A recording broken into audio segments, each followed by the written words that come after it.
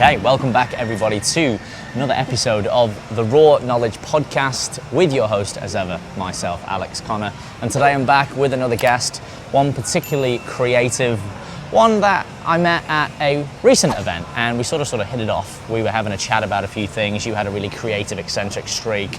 So did I. You gave me some insights on what you've done, and I was like, that is absolutely brilliant. And I love people who are very, very expressive. I like people who are still keeping it real. Again, we talked about play just before we turned on the mic. So I present to you, today we've got Riely Alecia Saville. Thank you for joining me on the podcast. She's in the Fearless colorways as well. It's a beautiful dress she's wearing. Oh, are these your branding colors? It actually is, yeah. Didn't even tell her even about the blue that. in my hair. Amazing. It's funny how it works out, right? Which is good.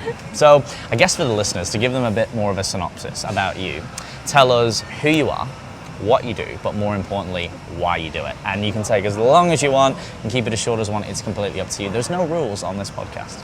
Awesome. Well, I have been dancing and in the dress-up box since I was 3 years old, probably younger. First stepped on stage to perform at just 3 years old, and it was always my dream as a kid, well, firstly to be a ballerina. So I used to train almost every day. When I was 15, I was blessed to get into the Australian Ballet School, and I had incredible training there. It was also brutal. Like, ballet is no joke, but that's a different story. And then when I came home for a little while, I got a job at Warner Brothers Movie World. And that kind of opened my eyes, because it was just ballet, ballet, ballet. You know, you were saying before that sometimes if there's a dream or a goal and you really want something really bad, you kind of have to really focus like just on that thing if you want to be the best at it. So we were told, if you want to be a ballerina, you need to live, eat, breathe, sleep ballet. You know, there is nothing else. But I have a little bit of a rebellious streak inside, and so I was always like, well, why can't I have a life too? Like, why can't I play? Why can't I have fun as well? And I was like, I want to prove to them that both are possible. And so then I got a job at Movie World, and I started playing cool characters like Wonder Woman and Batgirl and Trinity from The Matrix. I used to be a Ron Ninja as well. That's so cool. So I think that was one of the things when you first said to me, I'm like, oh, that's so cool. Let's talk about that. It was pretty damn cool, I'm not going to lie. Like, I would get paid to come into work, learn how to abseil down buildings, backflip, ride around in the Batmobile, learn how to ride motorbikes, beat up the boys. Like, I don't know about you. Amazing. Sounds like a dream job to me. Just gonna say, people know I have a fascination with Spider-Man or any superhero for that matter. Yes, I got the costume. Halloween's coming. Exactly. I know. I got to get the black suit out, right? Because you got to have the dark Spider-Man. Ooh, but anyway, dark Spidey, feeling it. Cool. But yeah, no, sorry to butt in, but continue That's on. That's okay. So excitement is welcome always. So yeah, then that opened my eyes up to, hey, there's all these other parts of the entertainment industry that I can explore, where I'm not confined to just one thing, that isn't as stressful, that isn't as brutal on your body, that still brings myself and the audience lots of joy and awe and fun. But yeah, it just made me realize that there's more. So then, me being the curious being that I am, I wanted to try everything. So I auditioned for Disney, and I got to live in Japan and Hong Kong, and I danced on cruise ships, and I worked for Universal Studios in Singapore, and you know, I became princesses and mermaids and Marilyn Monroe, and just my repertoire of characters is endless. And still at 40 years old, I sometimes get given a new character that I didn't expect, and I even get surprised sometimes with the characters and the beings that I get to embody. So yeah, I moved back to Australia about 5 years ago, and I started my own business. Well, I'd started it before, kind of starting to play, but I really started putting my energy into it 5 years ago. So it's called Epic Creations, and there's like two sides to it. So one is all the fun entertainment stuff, and the other thing is creative photo shoots. So I used to model a lot as well, just for the fun of it, and people were always saying, wow, I love your photo shoots, they're so creative, I wish I could have something like that. And I was like, well, you can, why don't I make it for you? So lately I've been working with a lot of conscious entrepreneurs, like people that work in the online space, and what I love about that is these are people that are like, you know, sexuality coaches and life coaches and breathwork facilitators and meditation coaches and dance instructors and people that are just the work that they're bringing into the world is really inspiring and healing for people, and knowing that I'm helping them create art that's going to have this ripple effect of positive change in people's life, like,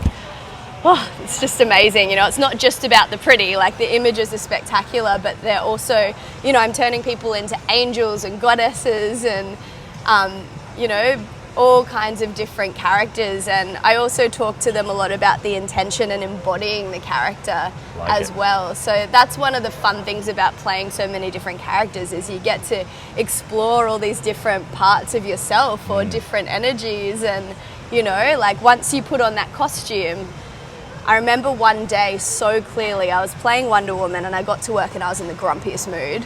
I was like, I don't want to do this. Is this at the Gold Coast one or elsewhere? Yeah, the Gold Coast. And I thought, well, the show must go on, right? That's the biggest phrase. Showbiz. In showbiz. The show, they don't care if you've broken up with your boyfriend or you're having a fat day or whatever. Like, you got to do the damn show. Yep. So I thought, all right, just plaster the fake smile on. But I think it's actually scientifically proven that once you smile, it starts to release different chemicals and your mood will actually shift. So I put on that smile, I strutted down that street as Wonder Woman, and by the time I got off set, I actually felt amazing. I felt strong and powerful and sassy and all the things that she is. So yeah, that's a really fun thing to explore, these different characters. And you can also do that through the way you dress. Like, I might be feeling flirty today, or another day I might want to feel a bit badass, so, you know, I'll wear all black and a bit of leather or something. Like, that's something that I find really fun to play with as well as a fashion stylist for other people, helping them bring out different parts of their personality. But also just for me, like, I pick what I'm going to wear day to day based on how I feel, and I might also get drawn to different colors. Like, if I feel like I want to feel calm, I'll wear blue. If I want to be like powerful, I'll wear red. So you can kind of play with these different kinds of things as well. So yeah, I'm a very creative person, but yeah, entertainment and like creative photo shoots are kind of like the two things that I love playing with the most. There's so much to unpack there, because there's so many things that resonate with me really well, and I'm doing my very best to not butt in at every sentence, because there is so many things I actually do want to ask you. But first of all, to kind of underscore what you just said then, I have a friend called Tracy Eaton, and she is an artist, and she used to work in colour therapy, and she talks about the psychology and some of the evidence behind wearing different colours and how they elicit emotions, and even with people who are blind, to prove that it's the energy, like colours have energy. Frequency. Everything is a vibration in this universe. Everything has frequency. Which was utterly fascinating, which kind of gave me a new perspective and an appreciation for it, so I can definitely embody that. And like you, I love to dress up, and I think it's so true about sometimes you have a really extreme mix of, there's no consistency sometimes, you know, you like you said, it might be like rock star one day, leather, black, jeans, and another day it's completely like color popping, surfing, hipster. How you doing? But why not? Why not? Why not have that? I always say, like, I don't want to be put in a box. Like, nobody puts baby in the corner. Like, you don't have to just be one thing. Like, you don't have to just be one style. You get to be a chameleon. Like, we're multifaceted beings, so have fun with it. Yeah, absolutely. You've got to. And if you're not having fun, you're doing it wrong. I mean, because ultimately, I think, and I've said this many times, and I'll say it many more, because I think people always need to hear it. Like, people need to be reassured that they are loved and cared for. But ultimately, it's the best answer to what to do with your life today is still enjoy it. That is still the best answer. Like, that is literally it. Because, I mean, the fact that we're even here is an absolute miracle and a gift from a scientific perspective.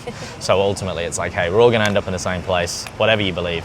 Let's just have fun along the way, right? And we get so caught up in the granularity of life and day-to-day living and stresses and jobs, and it's people like yourself and people who are doing what they love, and then, like you said, with your new business endeavors, being able to help people embody and draw those characters out, whether it's through fashion, expression, indulging in fantasies and, you know, things that they thought that they could never do, even if it's just for a day or an hour, you know, before reality sinks its fangs back in. But then perhaps, you know, that was always my sort of verbiage as a kid. I was in fear that, oh, life had to be boring and it was for grown-ups and there was only certain times to play, and I just, like you, always challenged the status quo. I was never, you know, if someone said do this, I'd probably do the opposite, and, you know, got a lot of flack for that.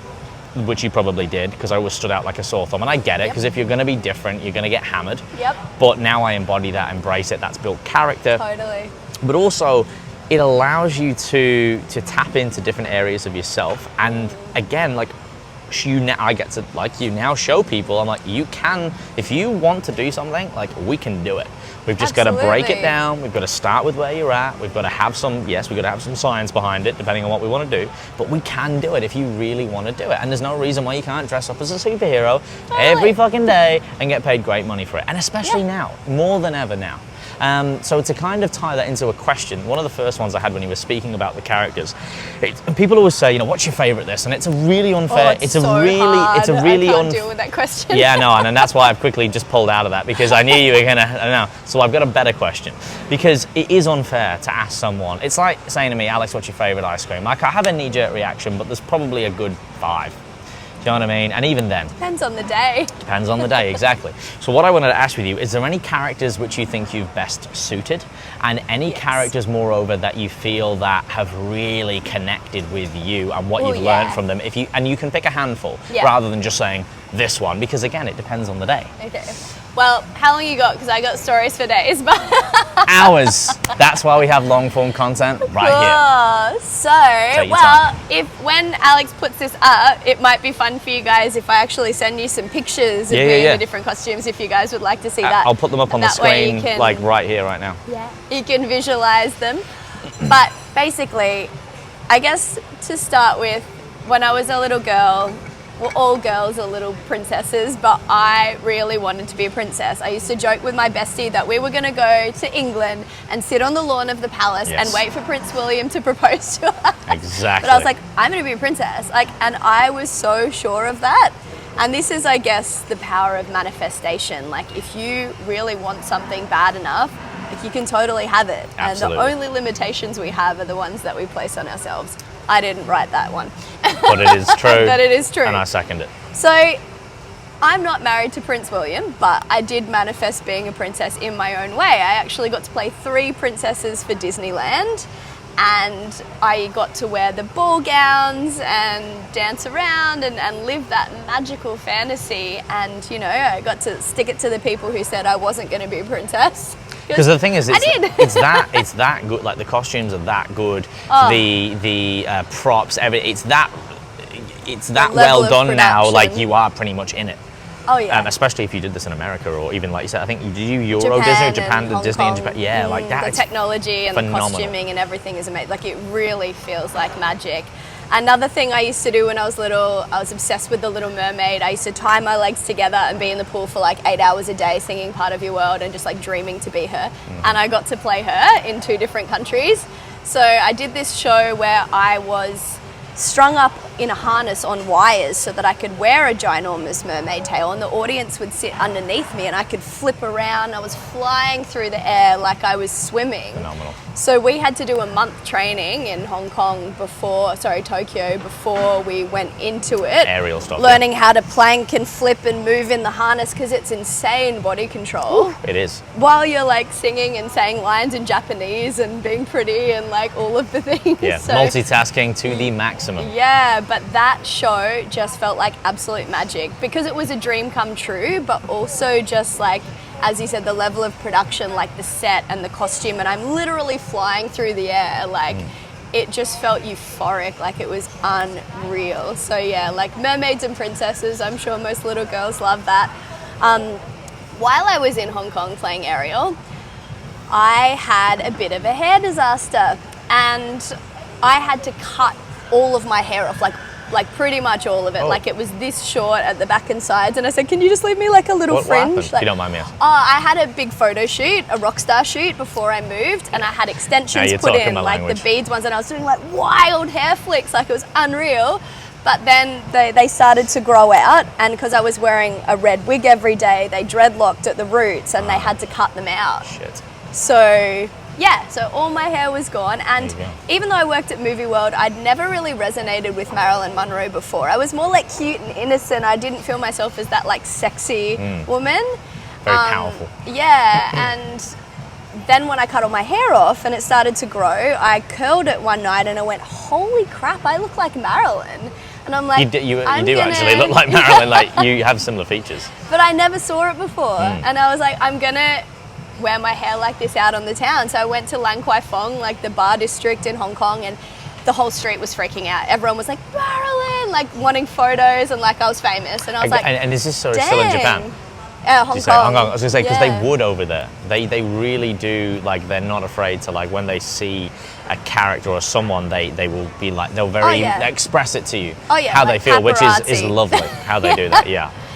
So people wanted to touch me, and they wanted to be like all up in my grill, which was like flattering, but also sometimes really intense. Like when you've just woken up and you're like on the train trying to go to work, and you're just like, can you please not photograph me right now? But I've had a taste of the celebrity life, and it's cool to know what it feels like, but I'm glad that I most of the time get to change back into Riely and go about my normal life. Kind of cool. I feel like that's a really intense way to live. It's like the best of both worlds. Yeah. But yeah, so then I started doing a lot of pin-up shoots, and everyone was like, you are just so Marilyn. Like, that's a character that everyone, out of the millions that I do, everyone really resonated with that one for me. Yeah. And so then, I worked for Universal Studios playing that character. Now I've created like my own show and my own costuming, and I do private birthday parties if anyone wants me to do a little happy birthday. There you go. And I'll put the links. I'll put the links in below. So yeah, Marilyn is a big one, but I also resonate with who she was as a being, because being somebody that is in the entertainment industry, sometimes people can idolize you or put you on a pedestal, which is something that I think silly. And I used to pedestal people as well, and I've learnt not to, because everyone has their own unique gifts and things that make them special and beautiful, whether it's on the inside or out. And, you know, everyone at the end of the day is human. We all have our flaws. So Marilyn was idolized as this sex symbol and the ditzy blonde, and that's all people saw her as. And she really struggled in her career because she was actually so well read and intelligent and deeply emotional and like insightful beyond her time, and nobody ever gave her credit for that. And she so desperately wanted to be, or there's a quote from Adam Rower, if you don't know who he is, like look him up, he's incredible. But his quote is, at the end of the day, everyone just wants to be seen, heard, and loved. That's like all everyone wants on a base level. And she didn't feel like she was any of that. People had their image of her, and they didn't see the real her. And they sort of categorized her as something different than what she perhaps was. Yeah. And I sometimes resonate because people see me as like the shiny performer, but like I'm very deep. There's more beneath the surface. There's a lot more to me than the surface level stuff. So I can understand like how she felt at times. Which makes sense. And I want to kind of go a little bit deeper. I want to peel back a layer a little bit more with the characters, right? And you alluded to it before with some of the things that go into it.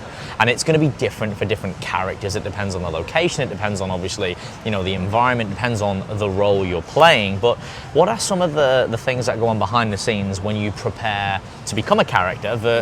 So I want to split this into two things. So first of all, what do you like to do? And do you have any methods? Like, for example, in acting, you know, everyone has a different way of learning their lines, or they might get into, they have different cues or anchors to be able to get themselves into character. You know, sometimes it's extreme, sometimes it's simple. So I want to talk to you maybe some things that you do, some routines, some habits to really embody a character, any research you might do as well. Versus what are the protocols from maybe the organization standpoint of, you know, what's the costumes like? How do we get into the costumes? Who's making the costumes, measuring the costumes, the makeup that goes into it, the preparation on a night or a day before the show? What does that look like?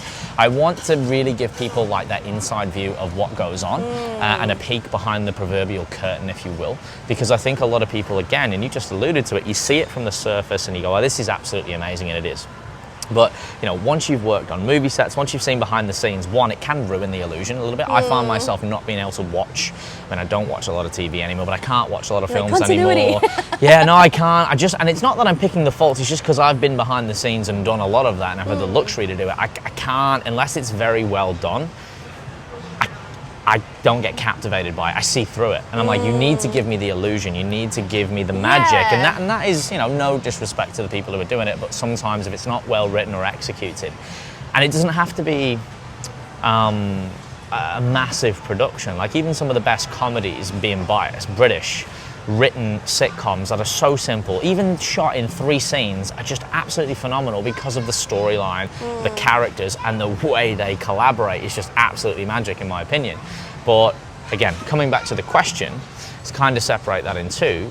Your preparation protocols or things that you like to do to get into a character versus talk to us about, for the people listening, okay, what actually goes into a show. And you might use obviously real life examples because I know it's different and it's a big question, or a couple of questions, so break it down however you like. You're super on it though, like you obviously understand it, and that just made me realize maybe keeping that fantasy or that kind of like letting people see you as that isn't a bad thing, because perhaps if they knew all the nitty gritty and the good, the bad and the ugly that goes on backstage, it wouldn't be as awe-inspiring. And as performers, we get to create magic for people, and it's just like, I guess, if you went to see a magic show and you knew how all the tricks work, then it wouldn't be as exciting. So perhaps having a little air of mystery isn't a bad thing. Correct, you definitely need it. But I guess my preparation, I did learn a lot for working for big corporations like Disney and Universal Studios. So usually you will go in and do like a good month of training before they even let you on set. And they give you at Disney what they call the Disney Bible. So it has like a full write-up on everything about your character, like what their name is, where they come from, how old they are. That's awesome. You know, all the ins and outs. Of course, you need to do your character research and like watch a bunch of films or cartoons or like whatever that is, as much as you can see. I'm very visual, so with Marilyn, like I would really listen to how she speaks. I would look at the poses that she would do. I would copy the way that she walks. It's all the nuances that create the character. And the more that you can visually take in, like Marilyn was one of the hardest characters because with a lot of them, they're cartoons or fictional characters. So it doesn't have to be spot on. But with Marilyn, I felt like all this pressure, like, I want to do her justice because she was a real person. Yeah. And no one can ever be exactly like her. But I tried to emulate and honor as much of her as I could. And it's funny, sometimes people are like, oh, do the voice or something, and I feel really weird. But as soon as I put on that costume and I walk onto set, like I'm her. Like it's going back to what we said before, like having the costume or the clothing really helps you to embody the energy of that thing. So that's a big part of the preparation is, of course, starting with the visual, like getting the makeup right, getting the hair or the wig right, getting the right costume and making sure it feels good to move in and all of those things. So visually creating the character at first, and then the way that character walks, the way that character talks, do they have an accent, you know, practicing that. Sometimes we would have you know, accent coaches even to make sure that it's legit. How would they pose, how would they respond to different situations. So a really good thing at Universal Studios, they teach you how to deal with people, and people get offended if you tell them no or kind of like shut them down, and you don't ever want to offend a guest that's paid money to come and see you, you know? Sure. So they teach you really diplomatic, nice ways in the character of dealing with unwelcome, you know, touching or a comment or something. So you've just got to stay like positive and upbeat. So one thing they say is, Marilyn, like if somebody's trying to feel you up, like you just spin away and like do a dance move or something rather than like, you know, swatting their hand or something. Unless that was part of the character. Or I joke that I'd say, oh, you're a little bit frisky, aren't you? And then they'd kind of realise what they were doing. Or I'd say, you know, you better buy me dinner first. Or just make like a you can't come out of character, to like snap them out of it. Yeah, so it's maintaining that character at all times. So even when... Which would be challenging. I've had friends come and visit me and they're like, whoa, you didn't even break character for us. And I'm like, I can't. Like, you have to keep the fantasy at all times and think like, how would that person or that character respond to this situation? And you do kind of get training as you go. Or that's cool. It's also good to question yourself when you come off set and go through things that happen that maybe felt a bit weird and go, how could I respond to that thing better? Because there's only so many things you can prepare for before you have to live it. Yeah, and sometimes like you learn to be quick. Like the best performers are the ones that can improvise and think on their feet and come back to people really quickly. Like you always come off set and you're like, oh damn, I should have said that thing. But it is really practice and repetition. Like if you want to be good at anything in life, it's practice and repetition. So you get better at it as you go. Absolutely. For sure. But yeah, costuming is a huge thing, the visual aspect, doing your research, watching as much as you can or reading as much as you can, getting to know the character, and then just the practice of how to respond in real time with different people and situations. So yeah, they're the biggest things. But some of my costumes have huge props, and you know, I have different costume makers that I go to, so it's also sourcing the right people to help you. So is something that usually is done by the company though, for the most part? I mean, maybe big not now if you're doing your own. They give you everything. Like you get treated like a rock star. You get, you know, given your flights and accommodation and all your costumes, and they really treat you like a princess. Yeah. But when I do my own stuff, I have to create everything myself. Yeah. But I do. Are you quite good with that? Like hands-on artsy, as in you're good on the sewing machine and all that sort of stuff? No. No. I can like hand stitch. But you've got the right like people. I can fix a hole. But I also love to support other artists and creatives, because Yes. I know where Yes. my levels of genius are. And I also see people that are better than me in other areas, and I like to collaborate. And like something I love is the phrase collaborate, don't compete. You know, like I always want to support other artists, and sometimes I bring in other people to work with me and different projects, even if they're from other agencies. Like there doesn't have to be this bitchy kind of competitive energy. We're all doing the same thing because we love the art, or we love the dance, or we love making people happy or creating those magic moments. So like, let's work together.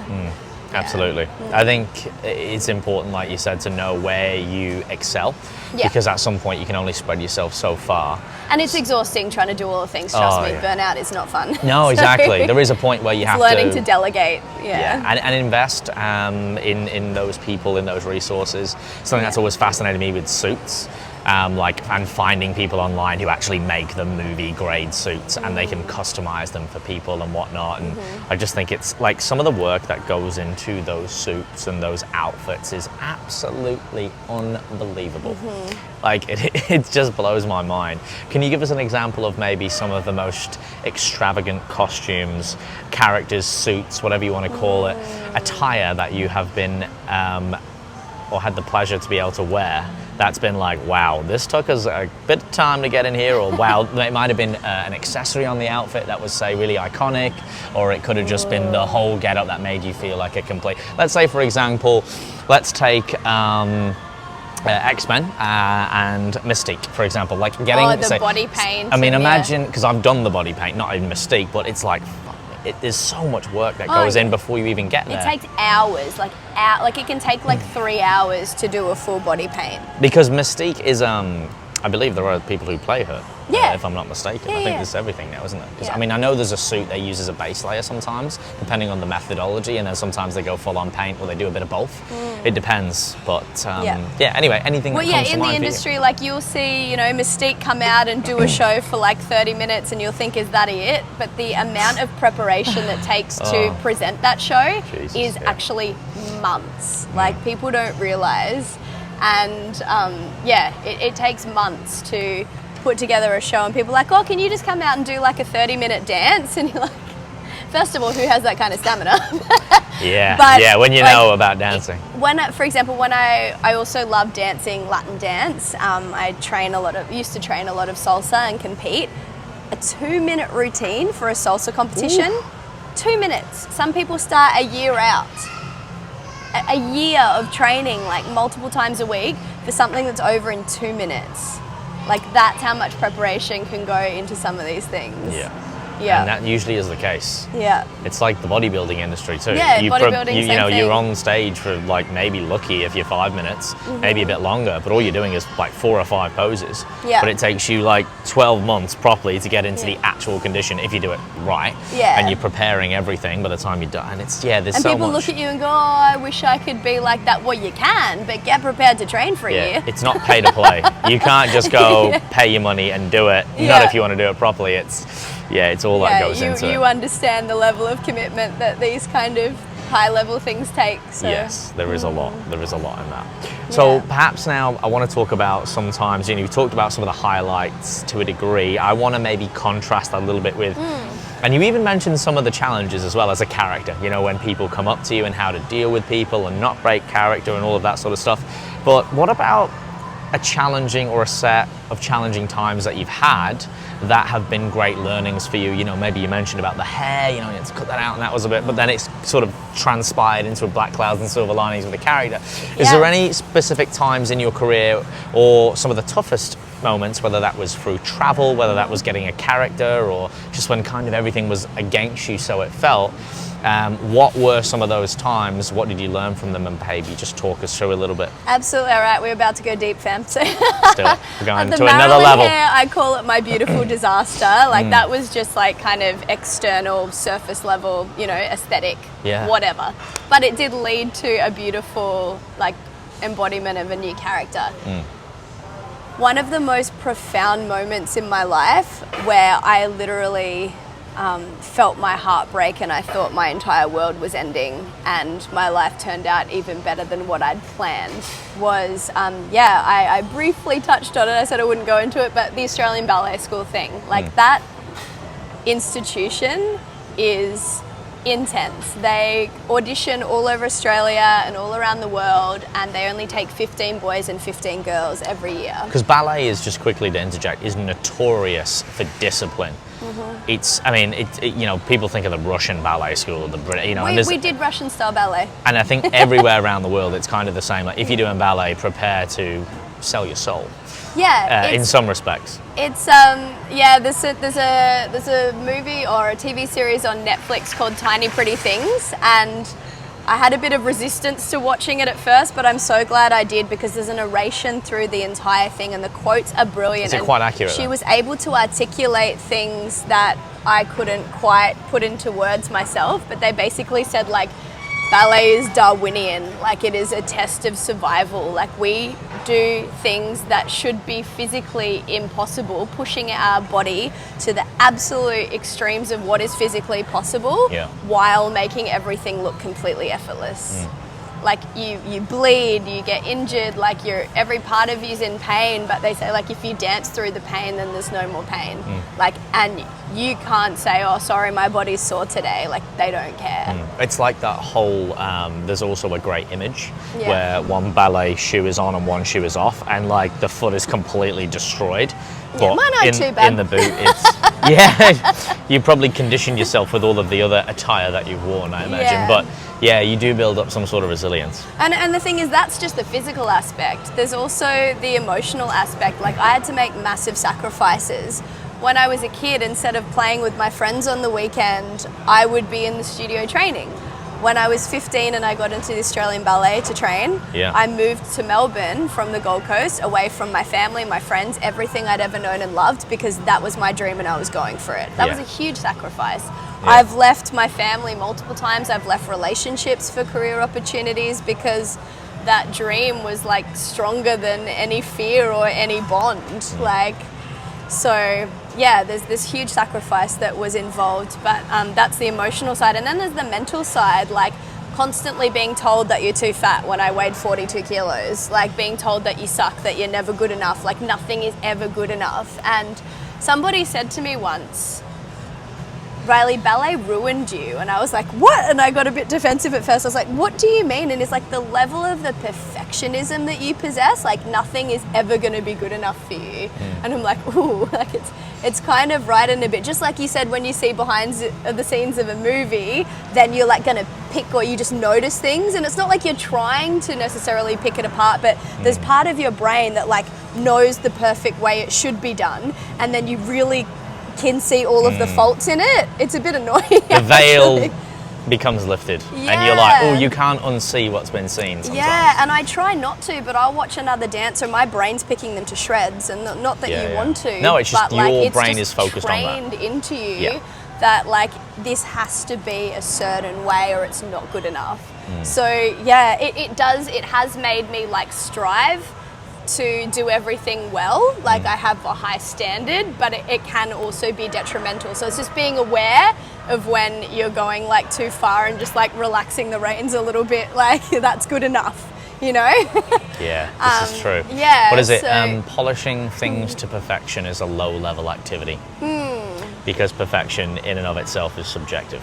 Yeah, It's- and one might say it doesn't even exist. Well, Like, this is it, and it's hard, isn't it, sometimes to find that level, and Yeah. it's better to be on that side of it though than that side of it. Yeah. Sometimes we have to pull back a bit and go, okay, well that is actually adequate, Yeah. but now where is that other time and energy? Otherwise you just end up going around in circles and circles and just you over refine you can become something. obsessed. Like, there were girls in my class that were obsessed. They'd be up at 2 or 3 in the morning practicing. They'd come into class and they were so obsessed with being thin that they didn't eat for days. And I had girls literally pass out on the floor in front of me. The ballet Like, it girls are was terrible for that. scary. I saw all of the girls like turning into skeletons, and I felt really upset, but that was their choice. And I was getting berated because I wasn't the same level of skinny. Like, they actually, you know, they were sick. There was anorexia, there was bulimia. I could hear them throwing up in the toilets next to me. As a 15, 16-year-old, that was like difficult. And again, my rebellious streak, I'm like, I'm not starving myself. First of all, I'm going to be the crankiest bitch that ever walked the earth.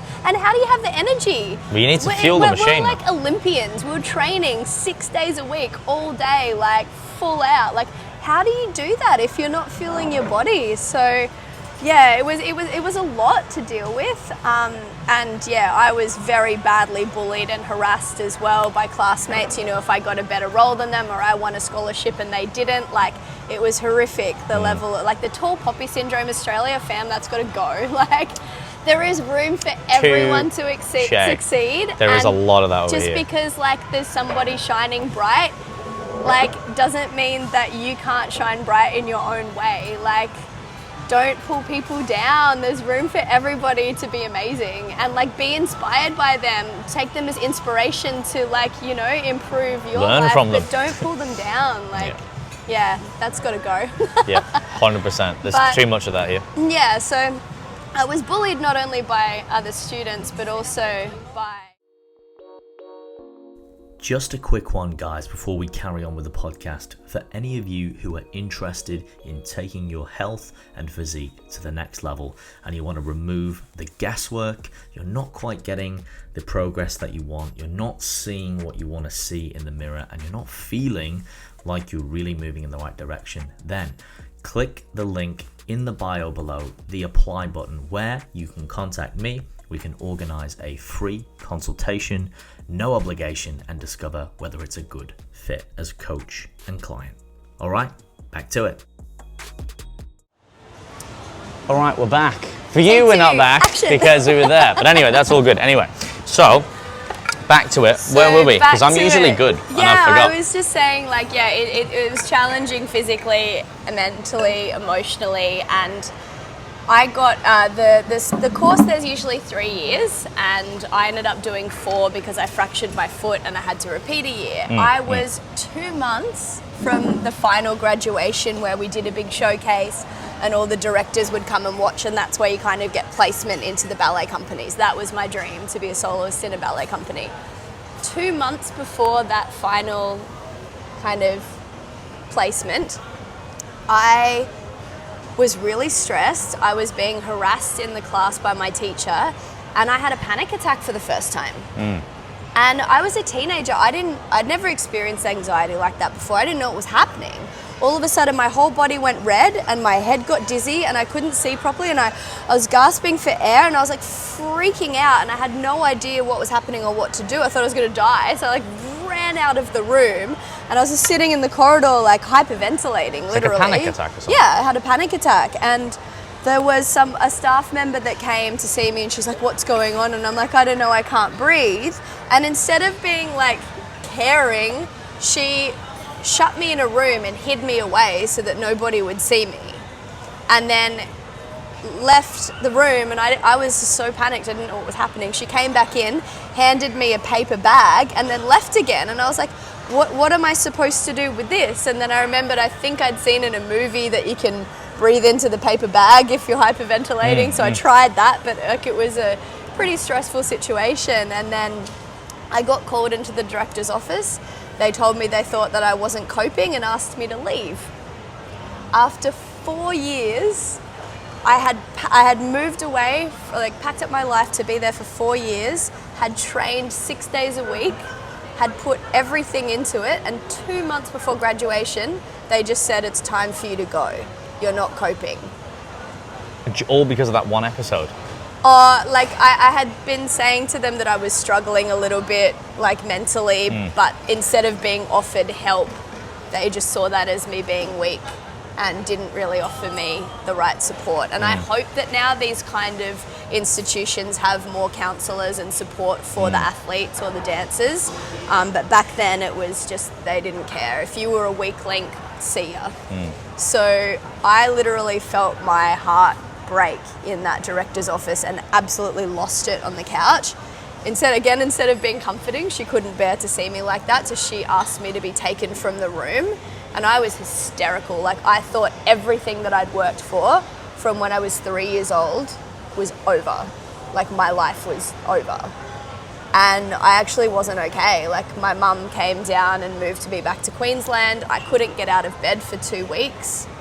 I couldn't move. I was so broken, and I didn't leave the house. I didn't want to see anyone for like 2 or 3 months. And then that's when I started with personal development. My mum gave me a book called You Can Be Happy No Matter What by Dr. Richard Carlson.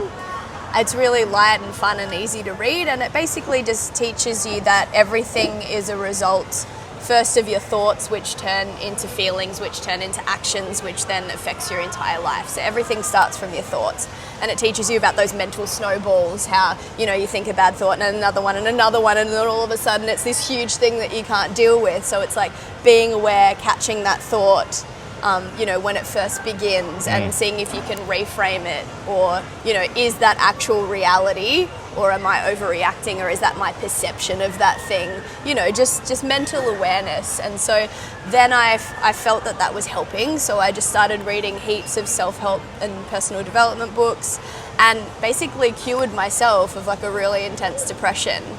And my parents were like, you know, if you want to quit ballet, that's okay, we just want you to be happy. And I said, oh, I'm not quitting, I'm just taking a time out. And then I ended up getting offered a scholarship to go to New York City. I danced my dream role of Juliet in Romeo and Juliet, got my first standing ovation in New York City, like put myself back together.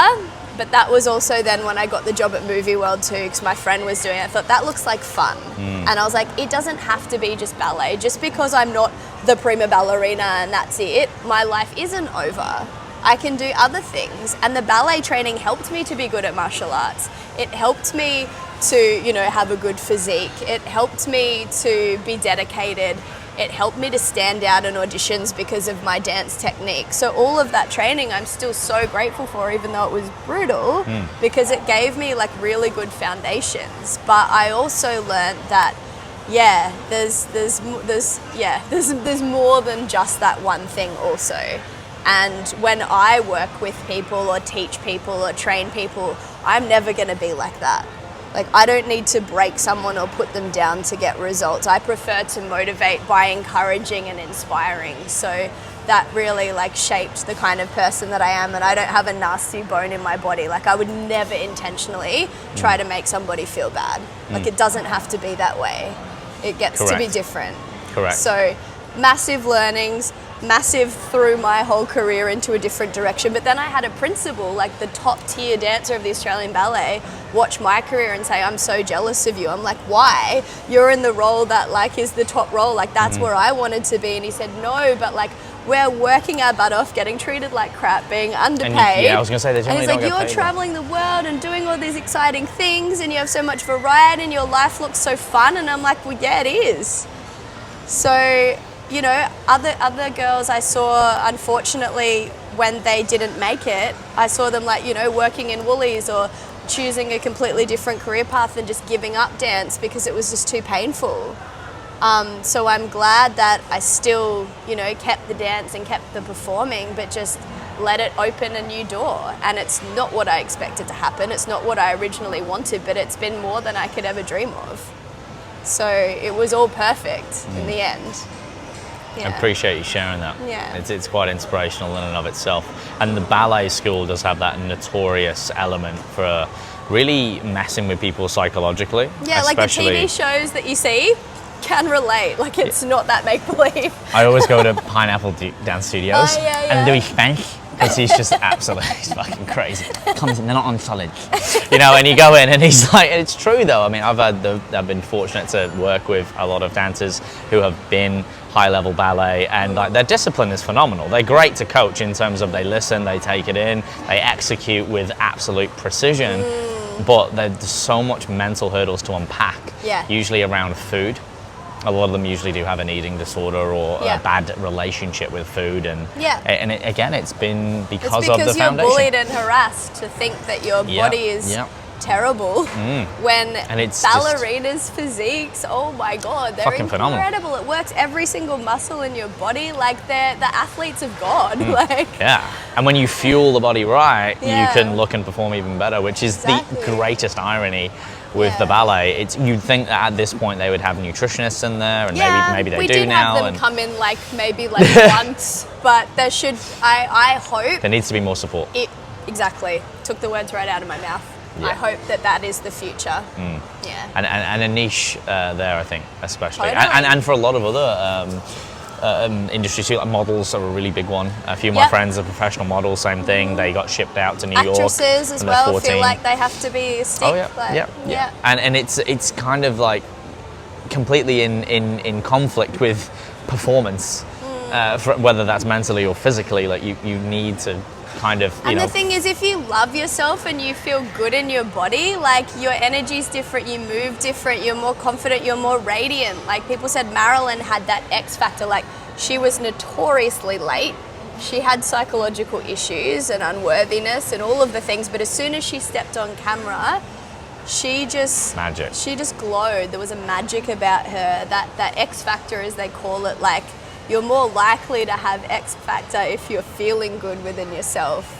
Yes. Like, and it's not, fake it till you make it. Like, well, you feel good, you look good, you look good, you feel good. It's a continuation of each other. And I think a lot of people, it's the greatest irony. It's because it's something that's so simplistic, but people are constantly overlook it. It's like look near before you look far, serve yourself before you serve others. There's so many different ways you can sort of preface it in there. But I think there's a lot of great takeaways in your journey and your story for people to know that, it doesn't always have to go the fairy tale, or the script isn't always going to be as it's written. There is going to be a time to rip the script up. Twists and turns and curveballs. Yeah, but you can always pull it together, or there's always, sometimes when one chapter closes, that's what is needed to broaden another chapter, and we just don't know. It's just trust. Like, people say like God or the universe never gives you anything that you can't handle. So it's trusting that if something's happening, it's for a reason, and maybe you can't see what that reason is yet. Even if you have a breakup or something and you're so distraught, like you can't see at the time why that happened. But then hindsight, you're like, oh, okay, now I get it. So just trusting that everything will unfold the way it's meant to. And sometimes when you think everything's just the worst possible situation, it can actually grow into the most beautiful thing.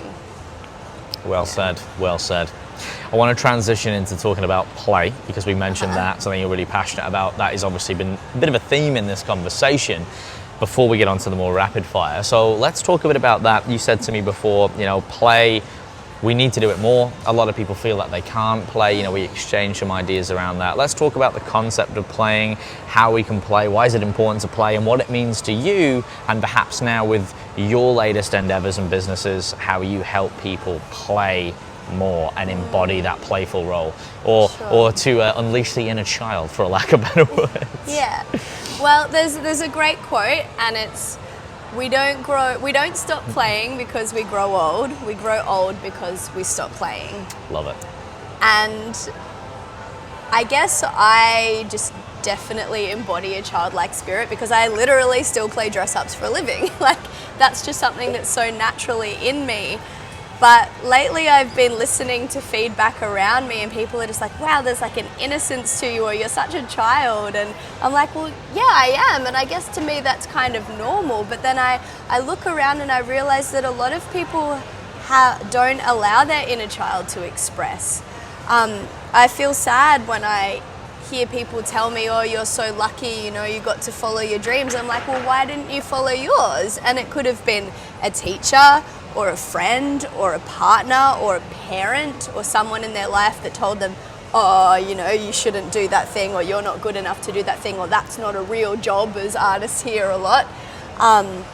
Yeah, one of my ex-boyfriends, I asked him, he didn't have much passion in his life, and I'm such a passionate person. I was like, let's pull that out of you. You got to be excited about something. Come on, like, what did you want to be when you were a kid? He said, oh, I loved art. I loved to draw and paint, but, you know, at school they told me I couldn't be an artist. Like, that wasn't a real job. I had to do, like, science or IT, or so that's what he ended up doing, IT, and he was very good at it. But was he passionate about it? Did he love it? Absolutely not. But that dream of being an artist was completely crushed. And that makes me feel sad when I hear that people have gone through their whole life like not doing what they really love. But the thing is, everything in life is a choice. So if you don't like where you're at, you can make a different decision. And it's gonna be scary. But like, feel the fear and do it anyway. Like, most of the best things in life exist outside of your comfort zone, and so it's good to lean into that fear, to just play in the possibilities of like what could happen. Maybe it could go wrong. Oh well, at least you tried. But what if it could go right? Like, life could be so much more exciting and magical, and like so many doors could open. But if you don't maybe want to change like your whole career, could you still embody some of those artistic qualities? Could you take a drawing or painting class now? Could you start a little side hustle selling art? Like, you know, could you allow your inner child like the honor of fulfilling that dream? And like, why not? Yeah, well, this is it. And people get embarrassed, or what will other people think if I do that thing? Like, who gives a fuck? People are gonna judge anyway, so you might as well be having fun. And something I think, like, if you don't have any haters or nobody's criticizing you, you're probably not making enough waves. Like, you're not making enough impact in the world. And the more impact you make, the more you shine. Trust me, I know. The more people probably are gonna talk some crap about you or try and make you feel bad, but shine anyway. Because there are going to be those people that are inspired by you. And even if it's one person that you inspire or you change their life by being you and doing what you're passionate about, then it's worth it. Absolutely. I think a lot of people need to hear that and need to hear it more. And you know, you can't force people. I always say you can't make someone do something. You can lead by example, you can hold space, you know, you can present options, opportunities, you can speak to them inspirationally, and whatever it is, you know, a lot of things you articulated really well there.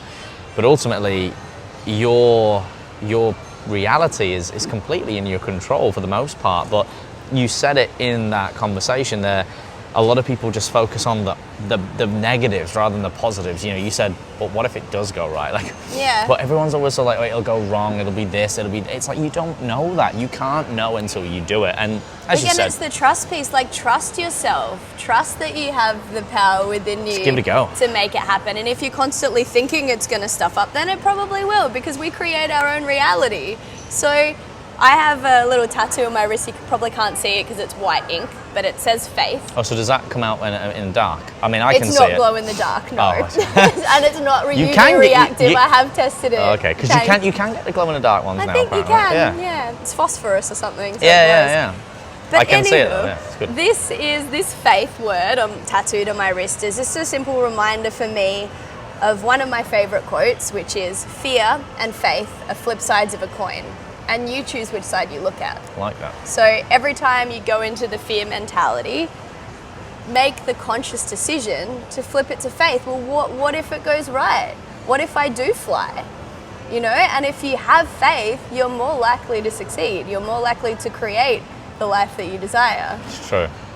It's true. There's two things that come to mind there. One of them is the goddess of good luck favors men or women of action. Yes. Who are bold. We make our own luck. Correct. And then the second one is expect the best, prepare for the worst. So it's realistic. But if you're always, like you said, what you focus on always becomes a reality. And you can use, there's so many metaphors and analogies and maxims to kind of describe that. But ultimately, it's just do it. Like, you know, even as you said before, sometimes even if the thing does go wrong and it doesn't work, it can lead to something else. Well, that usually does. Is a good thing. So it all unfolds the way it's meant to. It's all a bit confusing sometimes, but yeah, just do what lights you up to the best of your ability and just watch the magic unfold. There you go. I couldn't have said it better myself. And listen to it again, people. I think it's really important for people to get that. If people truly want, to do something like that. And it's not, I don't think people should feel obligated, but I always say, whether it's, whatever it is that you enjoy, it could be making origami or paper planes, and people always laugh. Anything, nothing is silly. Well, this is what I mean, but people laugh, and I'm like, yeah, but there's someone out there who does that, and they're probably getting paid immensely for doing it. But regardless of that, do what you enjoy, because at the end of the day, at least you can look back and go, well, I enjoyed my life because I did something that I liked. Totally, and even if you think it's geeky or weird or there's someone out other there people who does wouldn't like it, who cares? If you love it, do it. I had a guy approach me once and asked me if I was truly into circuit boards, because my t-shirt, which I didn't realize at the time, because the writing was very cursive in nature, said I love circuit boards. And he approached me in the supermarket and said, do you love circuit boards? And I was like, what are you on about? He's like, your t-shirt, it says I love circuit boards. I was like, I didn't know that. And he goes, I'm into circuit boards. I was just wondering if you were. And he was genuine. And I was like, I laughed because it was funny, but I was kind of like, fuck, there's people out there into everything. So, and the sex industry proves that, but there is literally a niche for everything and everyone. If you put it out there, you'll find like-minded individuals. You'll find your tribe. Exactly. Yeah. And sometimes you can just you dabble between many, and why not? Why only have one ice cream flavor where you can try the whole, palette, if you will? Because you don't know if you don't try something as well. Yeah, sometimes and you gotta do life it. gets to be fun. You get to try all of the things, and the flavors. Explore.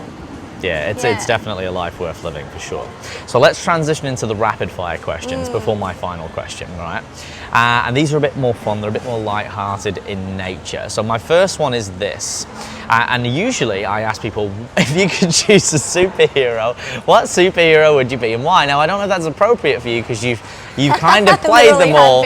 But I didn't legitimately have the magic powers though. So. No, exactly. So I guess if you could choose a superpower, which is it's different, but it's in line, what superpower would you choose to have? Or perhaps you already embody the superpower. 100% flying. Oh yeah, there you go. Just being able to fly. I've tasted it through flying on I don't know. Those guy wires. Bungee ropes and stuff, but to actually fly, yeah.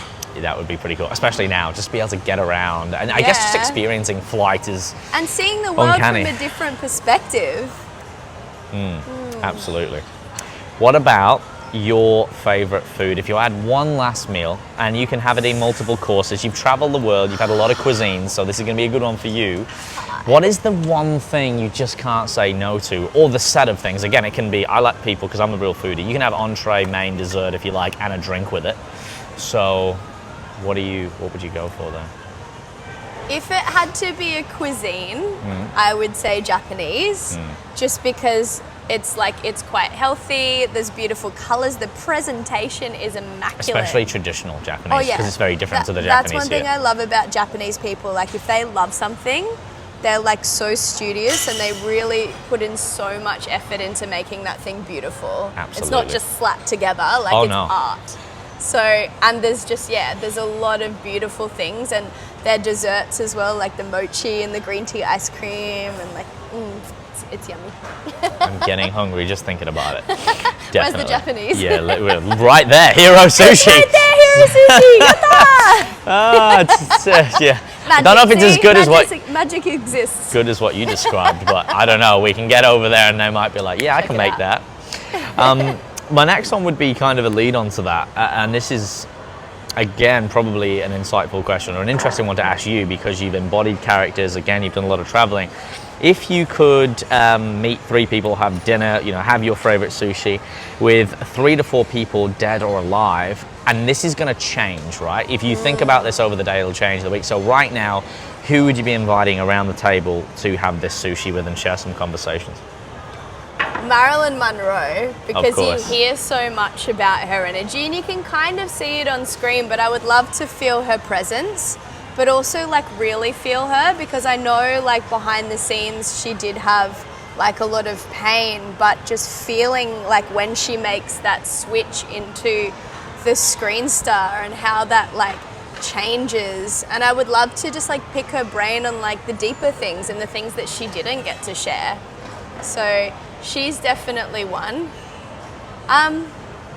Once this popped into my head, I think Walt Disney, because how freaking magical is Disney, and that man changed the world.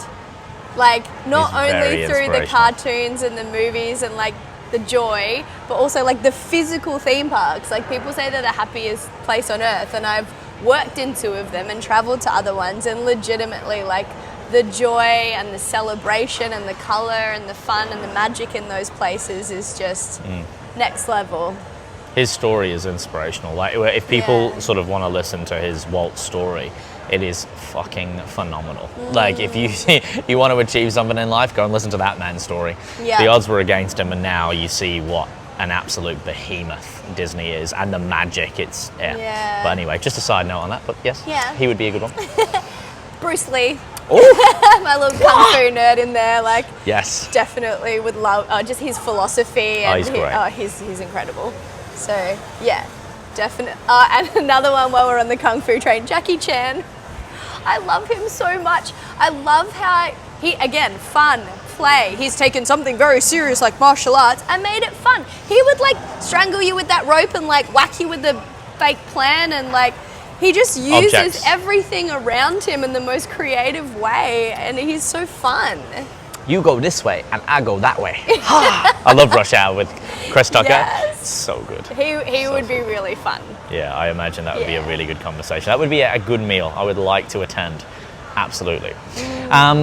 Before my final question, I've got. I want to ask you one more actually, because I'm interested in your perspective of this, which is because James Bond's coming out. I have a session with James Bond. Who do you think the new actor's going to be? Who do you think the new James Bond's going to be? I've weaseled it down, or should I say, wilted it down to 4 people.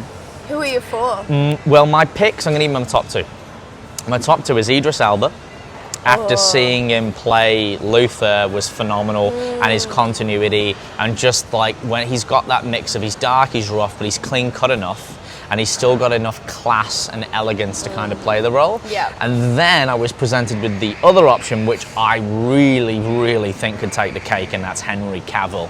Oh, damn. Yeah, I would watch Because- that. He is gorgeous. He's got the look, he's got the style, he's got the refinement. hair, he's got the suit, if you've seen A Man from U.N.C.L.E. And I just thought, you know what, that's Oh, please that's let it be Henry Cavill. almost a done deal. And what an actor that guy is. Like, what an actor from when he started off in like the Tudors and things like that. So good. Anyway, so Yeah. that's my pick. I don't want that to taint your view, but because there's been a lot of speculation, you know, is it going to be Tom Hardy? Is it going to be, you know, Jason Statham? And I said, yeah, I'm good, but I'm just thinking of the if they're gonna stay. Tom Hardy's a little bit rough around the edges. And so Statham. So Yeah, not Statham. He's the bad boy. But it's they gotta could be- second guess us. I mean, if you look at all the Bonds, they have got harder and a bit more rough. Yeah. You know, like Daniel Craig is definitely the roughest, toughest, bit more masculine. And this is also the thing, like just like we brought up with Marilyn, like these actors can be stereotyped because Yes. they get popular for one thing and then they're just given like that thing. Yeah, you So never sometimes know. like Eric Bana, he is a beautiful example. I grew up when I was a kid watching him on The Comedy Company, if anyone remembers that, but it was like an Aussie TV show that was on all the time. Me and my family used to sit around and laugh at it, and he was the funny guy. So then when I saw him in big Hollywood blockbusters playing serious characters, like it took me a while to like take him seriously. It was really odd for me watching him playing dramatic roles and stuff where he wasn't being a comedian. I love Same when thing as like actors do Jim that. Carrey did, you know, Yeah. like. But we're multifaceted beings, so there's more than one type of character that these people can play. So really, the possibilities are open. It's like, is it Edward Cullen who played Twilight? And now he's playing Batman. Really? He's the latest Batman. I And, didn't you know, know he that. started off in Harry Potter. And you think, wow, but then, and you know, and I was a bit like, oh, I don't know. And then I've seen it and I'm like, oh, yeah, that's dark. Like, that is, you've actually, from what I've seen, but I'm like, you know what? Fair play to you.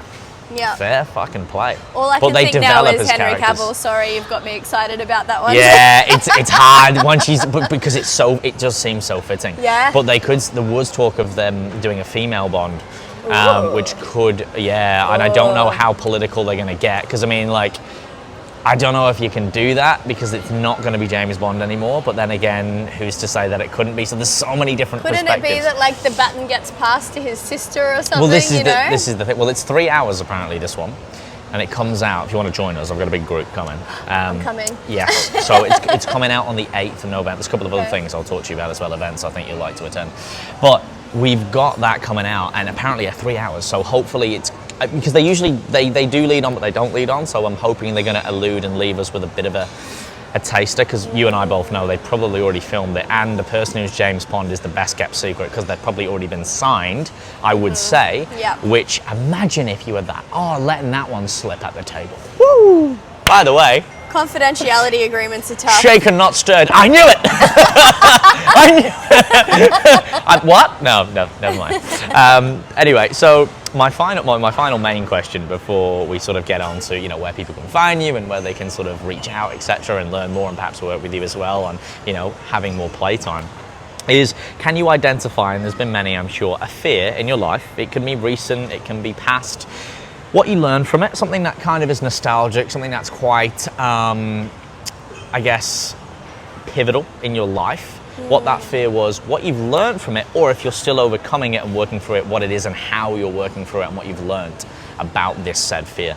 Because again, fearless training is my brand. I talk a lot about fear. I'm super passionate about it. You've talked a lot about it today. You use some great analogies. You've got a tattoo which kind of converses and represents into that. So that is my question I love to sort of face all my guests with. Well, yeah, I guess fear is a very present thing in our lives, and it can pop up a lot. But yeah, I often, as I said, I'm pretty brave. I like to lean into those fears and do things anyway, like, bungee jumping or jumping out of planes or whatever. But I guess the biggest one, and a lot of people probably feel this, is like the fear of being alone. Like,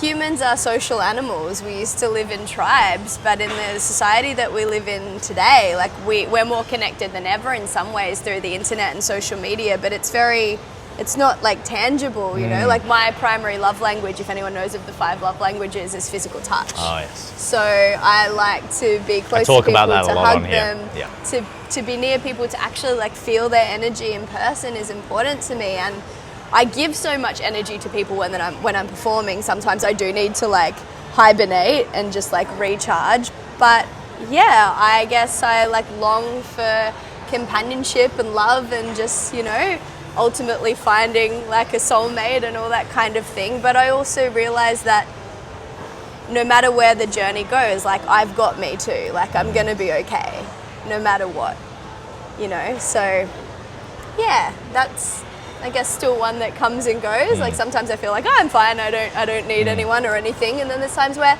my soul longs for that companionship. Absolutely. So, yeah. That makes sense. I appreciate the vulnerability with that one, because it's sometimes hard to talk about, sometimes from the feminine perspective. But surely as well, being someone like yourself, and I truly believe this, being quite a strong character myself, hard people to love. Yeah, very hard people to love. People find me intimidating as hell because I'm not your like normal kind of person. And based on my experience of living in the Southern Hemisphere for a good 20 years, and again, still going back to Europe and traveling, I have found that it is incredibly hard, or can be incredibly hard for someone who's a little bit more go-getter, intense, strong character base to really resonate. I just feel that unless someone is very well traveled themselves, like you are not the typical Australian, New Zealand sort of like at all. I think that's one of the reasons why I got on with you so well. I'm not bagging out Australians and New Zealanders, but their temperament, their culture has created a different personality, a different archetype. Yeah, well, anyone that's traveled is going to be more open-minded, more accepting of different things, more adventurous, more like brave, I guess, more fearless. Yes. Because when you travel, you're in all these like crazy situations and places where you might get lost or something gets stolen, or like it forces you to deal with these scary situations. And so it does help to shape you as a person. It does. Yeah. And you've layered on top of that multiple characters, multiple experiences, some of which a lot of people haven't had. Doesn't mean you're not going to connect with someone, but I feel that you need someone who can match that energy at least. And again, they say chalk and cheese, so it might not be that whole same personality profile, but it's going to be someone with a wealth of knowledge, and I'm sure and I'm confident that your soulmate will be someone who has definitely had a plethora of experiences. And I always think that there'll be someone special in line there, and maybe it's not one person, right? Because I think there's more than one person that we would be compatible with. If we think about population and countries and cities and we live, we'd find people. And I've had some beautiful loves. Yeah. There you go. And it's like you said it before, it's trusting the journey and the process, and when that time is right, it'll match and it'll click, and you want it to be authentic and you want it to be organic, and if it meets, and it usually does. Don't want to settle either. No, exactly, because a lot of people do. I'm still single as well, I'm 30. I find it really, really difficult to connect with most people, and it's not because I'm up here going, oh, I'm different. It's like, no, I'm just not willing to settle. You're just you, and you want someone that gets you. I'm very aware. I've been fortunate to speak to people like yourself who have got a lot of experience, are well-traveled, and that has kind of ruined things for me in one way because I'm not ignorant. Yeah. So I've taken advice on board, which is good, but it can work against me in that I won't just sort of settle or commit. But that's probably a good thing because it's better for both parties in the long run. So there's a real sort of double-edged sword in all of that. And I find that many people who are incredibly ambitious and creative like yourself do struggle to find that energy. But when it does come along, it's well worth the wait. And like anything, if you're going to do something and it's going to be amazing, it's going to take time, it's going to take work, and you're probably not going to just walk around and go, there's one, there's one, there's one. Like, if we really think about it, like, you probably want that person to be quite rare. Like, I know I do, you know, you kind of, you know, and just like you said, you have some beautiful experiences in the meantime. So Totally. I appreciate you sharing that. So where can people find you if they want to connect, they want to ask more questions, they want to find out more, or they want to perhaps, you know, do some of these photo shoots and get creative? Awesome. Well, I do have a website for entertainment. It's www.epicentertainment.com.au, so you can contact me through there. Also on Facebook and Instagram, perhaps you can like drop some links or wherever it's shared. Always. Because I've got pages tell on them your main Instagram handle, because I guess that's where everyone is these days. The main one to follow me is just my name, so Riely. It's a little bit unusual. Spell it right. Saville. And then it has links to my other styling and entertainment on that page. So it's doorways. But can I tell you a funny story that just Absolutely, came through? you can. This is like a little destiny story. So when my mother was pregnant with me, she had other names in mind, and she was watching an old 1952 movie, black and white country and western, by Aldi Hurley called Sierra. And in this movie there was a character called Riely Martin. And she was beautiful, but she was gutsy and brave, and she kind of saved the cowboy instead of the other way around. So Mum was like, what a woman. So I got named after a movie character, and it's so perfect because I ended up in showbiz. So I thought that was kind of fun. I love that. And I would say that I'm quite a gutsy, brave woman. So you definitely some resonance there. For sure. Yeah. And it sounds, we didn't really touch on this, and there's so many things we could have gone into, and I'm sure at some point, like a lot of my guests, we need to around to, we've surpassed 100 episodes now. It's probably time for me to start circling back with certain guests and, delving into more nuanced topics. But you alluded to your mum before, actually, and I won't sort of open the can right now, but obviously you have some loving parents in your life and great role models, which has been, kudos or testament to part of your growth and character, that they were there at that time, even though you've been traveling and been away from them, which I think is great. And of course I will put all those links in the show notes below, iTunes for anyone watching, so you can go to Riely's Instagram, you can go to that website, etc., and follow your nose there as ever. To finish us off, I'll ask this, and I like to ask my guests this, and there's a lot of value, there's so many recommendations. I think if people really want to take out of this podcast, they certainly will, and they certainly can, and I hope they do. And we talk about if we help one person, it's a job done.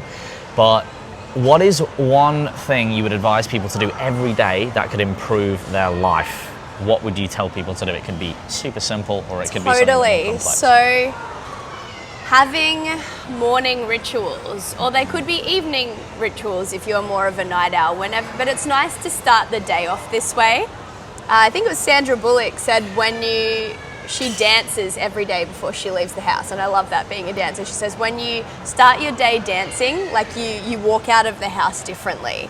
So it's going to look different for different people. Like some people might like to go to the gym, or some people might like to jump in the ocean, or some people might like to dance, put on their favorite music and dance. Some people love yoga, some people like breath work, meditation, but maybe having a nice tea, but pick 3 things that make you feel really good and start your day by doing those. Also, like gratitude practice, like writing down 3 things every morning. So you wake up and write down 3 things that you're grateful for. And if there's more, great, write that too. But just starting your day with taking time for you, doing something you enjoy, being grateful for the things that you have, it's going to change the way you feel and set you up for an amazing day, and then ripple effect an amazing life. Love it. And what a great way to summarize what's been a super insightful, fun and creative podcast. And as ever, guys, you already know, share it, pay it forward, whether you're listening, whether you're watching. Ladies and gentlemen, Riely Alecia Saville, the wise and wonderful. Thank you so much for having me. Very welcome. Thank you for your time. Guys, we'll catch you on the next one. Stay fearless. For those of you who are confused, frustrated, and sick and tired of not seeing the results that you want or deserve, make sure that you click the Apply for Coaching button in the description below and line up a completely free consultation with myself where we can discover if it's a good fit as client and coach and take your health and physique to the next level once and for all.